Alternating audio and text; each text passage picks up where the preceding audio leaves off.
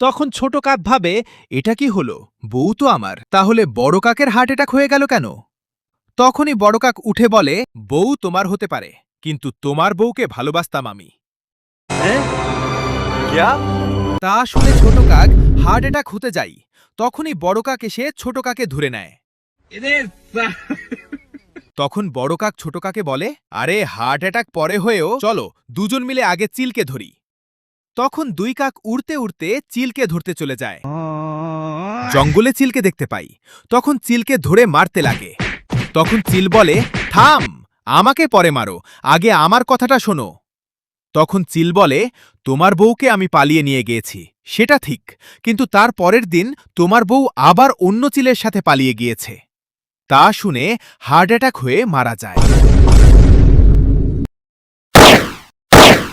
পরের পর্ব দেখতে হলে সাবস্ক্রাইব করুন, কমেন্ট করুন, পার্ট 2-3 লিখুন।